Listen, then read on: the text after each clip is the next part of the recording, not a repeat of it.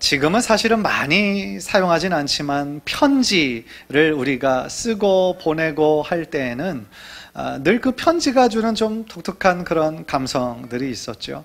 편지를 쓸 때 참 몇 번이나 생각하면서 썼다가 고치고 다시 또 수정하고, 그러면서 이 받을 사람이 나의 이 편지글을 보고 어떻게 생각할까, 그것까지 생각하면서 정성스럽게 썼던 것이 편지입니다. 우리가 그 신약 성경을 보면은요, 사실은 서신, 편지글로 이루어진 글들이 많습니다.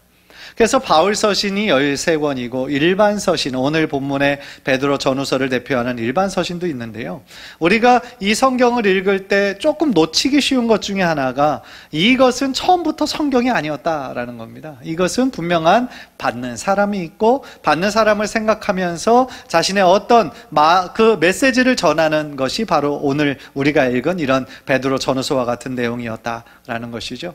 그래서 이런 말씀들, 서신들의 성경을 읽을 때 특별히 우리가 받는 자의 입장에서 이것이 과연 어떤 의미였을까, 또 이것을 쓴 사람이 어떠한 마음으로 이것을 썼을까, 우리가 생각하면서 성경 말씀을 읽으면 조금 더 이해가 되고 조금 더 은혜가 되기 마련입니다. 그런 측면에서요, 이 편지를, 이 말씀을 준비하면서 베드로서를 쭉 읽다 보니까 베드로가 이 교인들에게 사랑하는 자들아 라는 것을 4번이나 반복을 하더라고요. 이 3장만 읽어봐도 사랑하는 자들아를 4번이나 반복을 했어요. 여러분, 베드로의 평상시 보여주는 모습을 보면 굉장히 어떻게 보면 거칠잖아요. 뱃사람, 전형적인 뱃사람이잖아요. 그런데 이 베드로가 과연 사랑하는 마음이 없이 이 편지를 사랑하는 자들아라는 것을 그냥 형식적으로 썼을까를 생각하면 아닌 것 같아요. 정말 진심으로 사랑하는 마음이 있었기 때문에, 또한 이 편지를 받는 사람이 정말 하나님의 뜻대로 살기를 원하는 간절한 마음이 있었기 때문에 한 편지에 사랑하는 자들아 라고 강력하게 권면하고 있었다라는 것이죠. 그렇다면 이 본문이 처한, 이 교인들이 처한 상황은 어떤 상황이었을까요? 이 베드로 전서가 쓰여질 때까지만 해도요, 어떤 핍박이 굉장히 심했냐면 로마의 핍박이 너무나 심했어요. 당시에 로마의 황제가 최고로 악명 높은 네로였어요. 기독교도들을 얼마나 핍박했습니까? 당시에 그 로마 황제는요, 신과 똑같은 존재였어요. 따라서 그들의 관점에서 바라봤을 때 이 하나님을 믿는 이 유대인들, 기독교도들을 볼 때 굉장히 눈에 가시로 생각했던 것이죠. 그래서 이 기독교도들을 얼마나 끔찍하게 핍박했는지 몰라요. 그래서 베드로전서의 내용을 보면은요, 베드로의 그런 마음이 담겨져 있어요. 지금 너무나 힘든 핍박과 고난 가운데 처해서 믿음으로 살아가기가 힘든 교인들에게 위로를 주고 소망을 주는 그런 내용으로 가득 차 있어요. 그래서 베드로전서의 그런 부제 중에 하나가 위로의 서신이다, 소망의 서신이다 라는 말이 붙어있는 이유가 바로 그거죠. 그런데 베드로후서는요, 약간 좀 상황이 달라요. 베드로전서는 외적으로 그 로마의 핍박으로 인해서 그것을 위로하고 권면하기 위해서 쓰여진 책이라면, 베드로후서는 교회 내에 있는 여러 가지 어려운 문제들 때문에 베드로가 전한 편지였어요. 어떤 문제가 있었냐면 거짓 교사들이 그렇게 많이 있었어요. 그래서 거짓 교사들이 하나님의 복음을 정말 진리인 것을 잘 가르치는 것이 아니라 자기들이 생각하는 대로 복음과는 먼 너무나 현세적이고 쾌락적인 것을 추구하는 그러한 길로 성도들을 인도했다라는 거죠. 따라서 교회 안에 여러 가지 어려움들이 있었어요. 따라서 베드로는요, 베드로후서를 이렇게 쓰면서 지금 분열의 위기 가운데 있는 교인들을 생각하면서 이 마지막 때를 살아가고 있는 이때에 너희들이 어떤 마음으로, 어떤 믿음으로 살아가야 될 것인가를 구체적으로 다루고 있는 것이 바로 오늘 이 서신이다라는 거죠. 베드로 전후서 또 다른 초대교회 모습을 보면서 한 가지 느끼는 것이 있어요. 그게 뭐냐면, 보통 이제 많은 목회자들 또 많은 그런 교인들이 우리 교회의 원형이 초대교회이니까 초대교회로 돌아가자, 진정한 회복은 초대교회처럼 하는 거다라고 생각을 하는데, 사실은 초대교회도 역시 완전한 교회는 아니었다는 거예요. 이 세상에요, 완전한 교회, 완벽한 성도들 없어요. 우리 부족한 사람들, 연약한 사람들이 모이는 곳이 역시 교회이기 때문에 교회는 여러 가지 아픔들이 여전히 존재하는 것이죠. 그런 측면에서요, 저는 그전에도 한번 말씀드렸지만 우리 교회는 마치 병원과 같은 곳이 되었으면 좋겠다라는 생각이 들어요. 예수님 그런 말씀하셨잖아요. 건강한 자에게는 의원이 쓸데없다고, 아픈 자에게 의원이 필요하다고.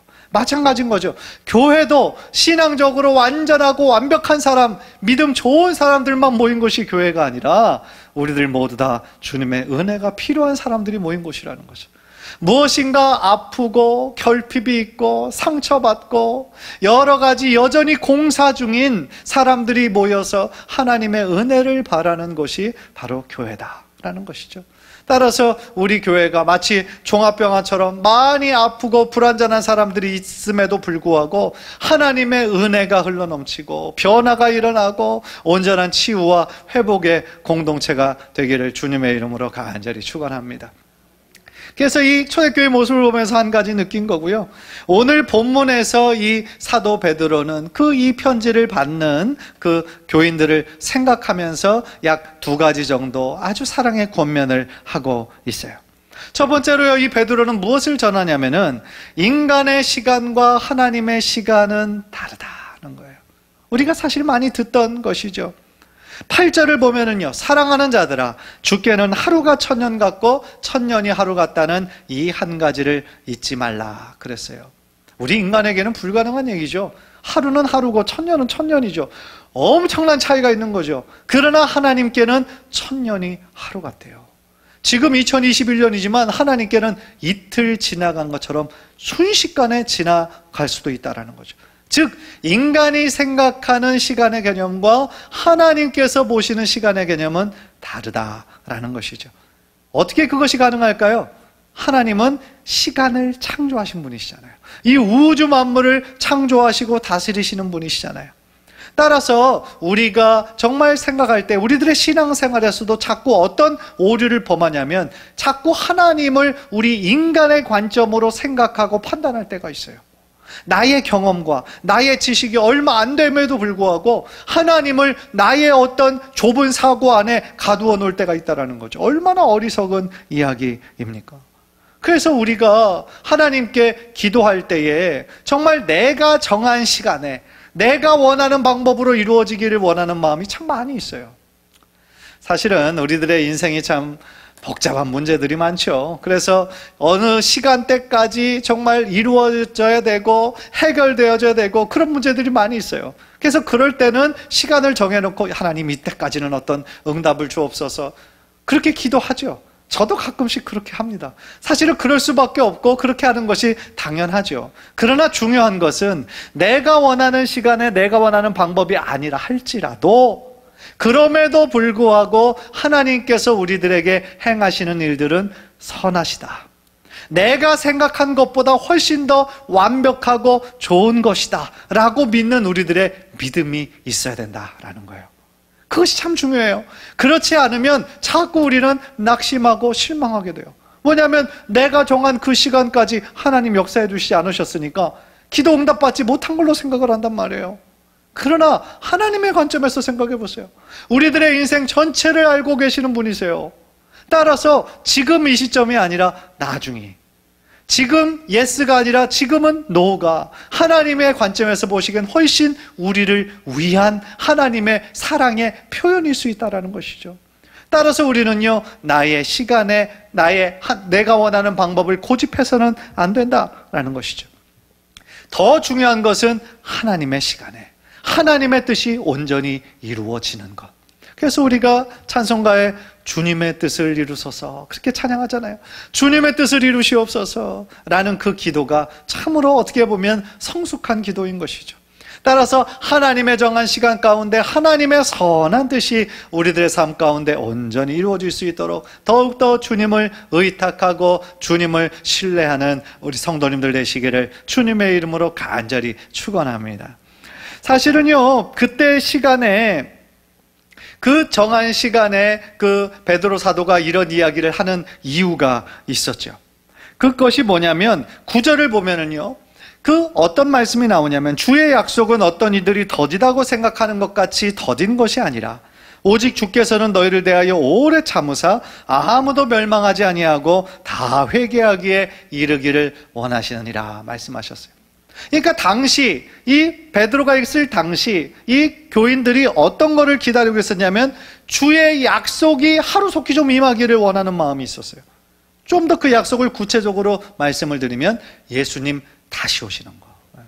예수님 다시 오시는 그때를 너무너무 기다리고 있었어요. 당시 베드로후서가 쓰여질 당시가 AD 한 66년 정도예요. 예수님 부활하시고 승천하시고 약 30여 년이 조금 흘렀을 때예요.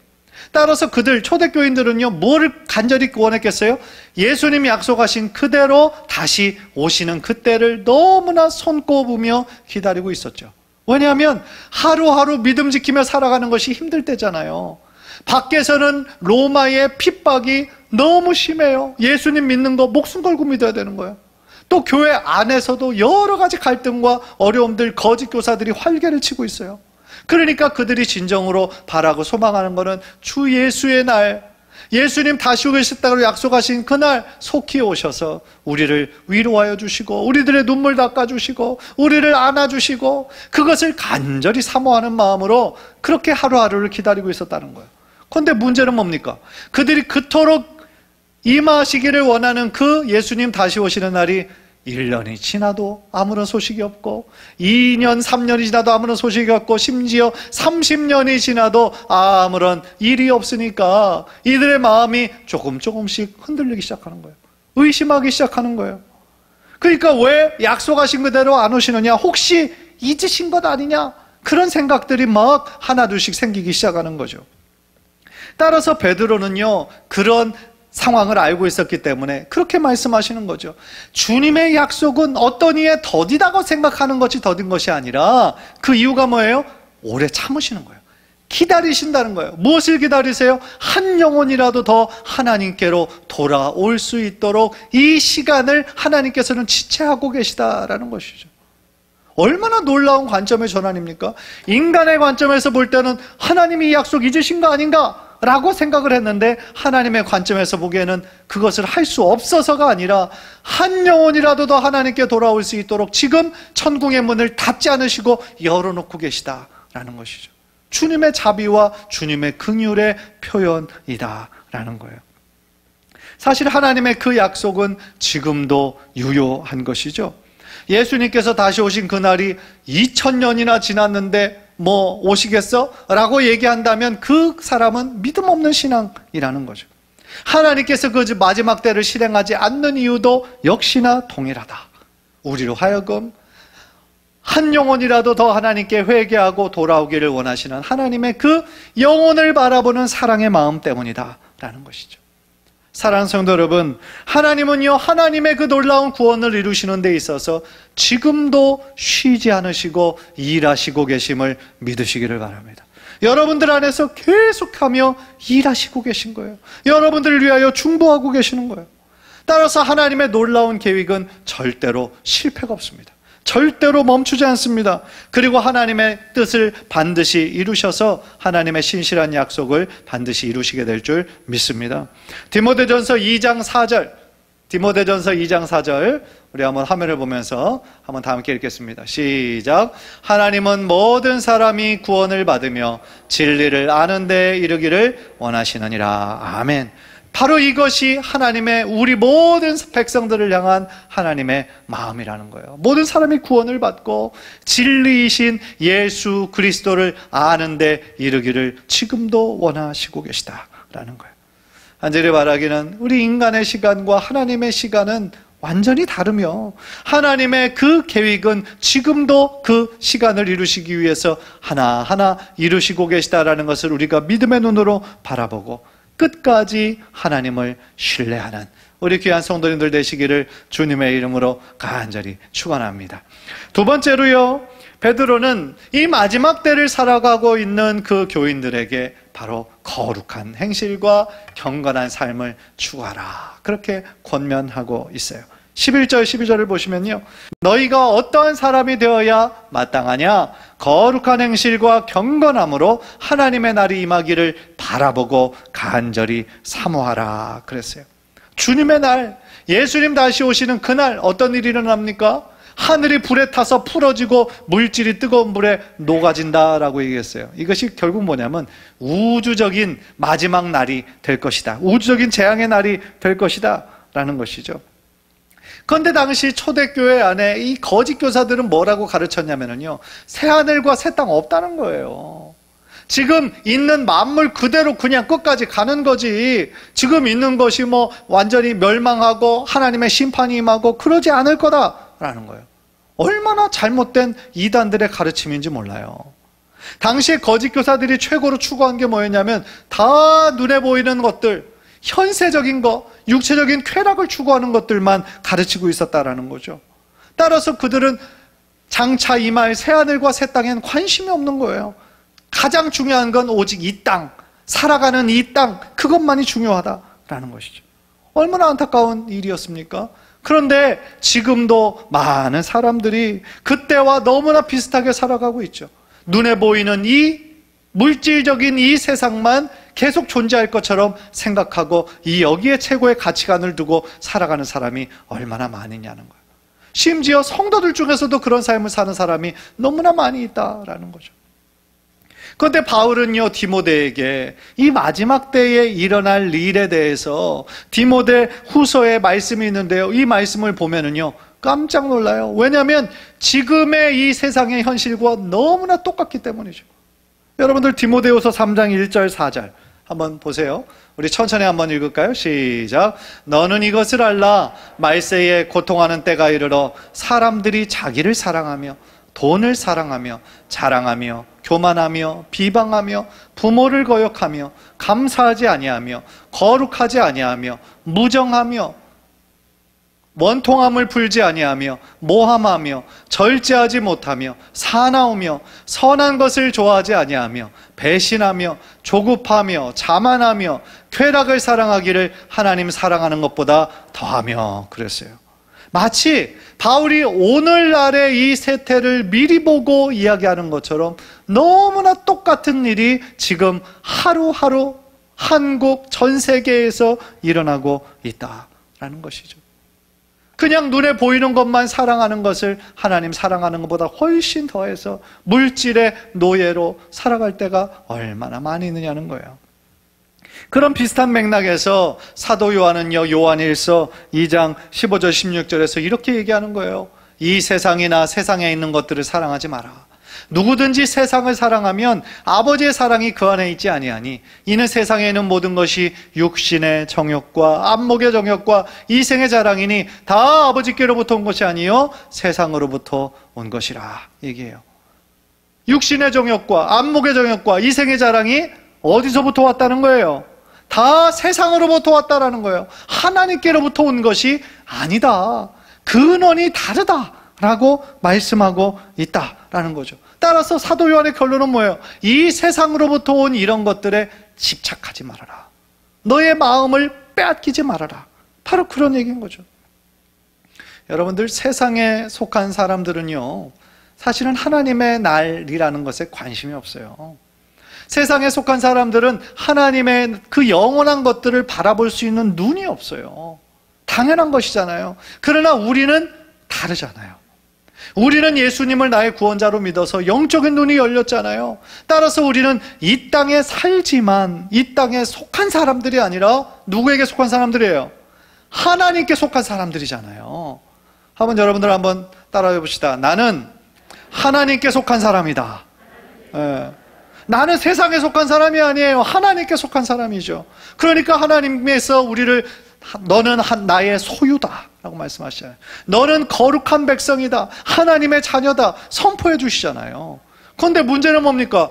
우리의 거룩한 정체성이 세상에 있는 것이 아니라 하나님의 자녀이고 거룩한 제사장이고 하나님의 거룩한 삶을 살아야 할 삶에도 불구하고 너무나 이 세상에 사는 사람들과 구별됨이 없이 똑같이 함몰되어 살아갈 때가 얼마나 많으냐는 거예요. 너무나 안타까운 거죠. 하나님께서 우리를 불러주신 이유가 거룩한 삶을 살라고, 이 세상과 구별된 삶을 살라고 우리를 불러주셨는데 그것이 부르심의 목적인데 우리는 그냥 너무나 이 신앙을 나의 개인적인 것으로만, 내세적인 것으로만 생각해서 나와 나의 가족만 생각하는 그러한 경향이 얼마나 많으냐는 거예요.